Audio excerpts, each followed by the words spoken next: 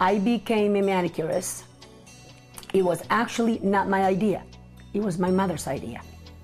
And another one of my mother's bright ideas. And I was 21 years old, and I always been very good with my hands. I have always loved to do things, and we lived in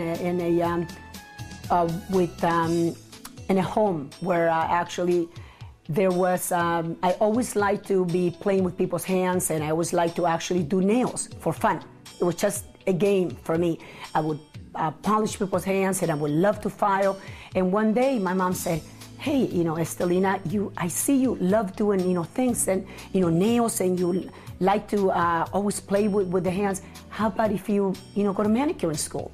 At the time I was 21 years old, and I was already married with a baby. And, I was happily married, but I really was bored, and I needed something to do. And I said, Mom, that was a great idea. And I was young, and I really did love doing nails. Well, then you can do my nails. I can have a manicurist, and I can have a free manicure. And I said, okay. And at that time, I said, great. And the manicure school was only like 5 minutes from my house. So I went to manicure school. Hair never caught my attention.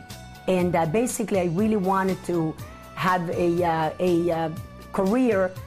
I don't know, I guess it's something that is in an occupation that you do something quick. It was something that I wanted to go, get in and out. I never did like school and studying too much. So to me, it was something that I could get in and out. It was 3 months, 300 hours. And I went and I loved it. I really did like it a lot. And it was fun. I could get out and make money quick.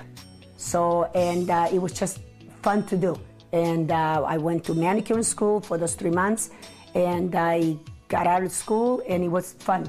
And I started working, and that's what I wanted to do. I wanted something short that I could make money right away. So that was the thing to do at the time. And until now, I thought it was a great idea, and I really liked it. I loved it.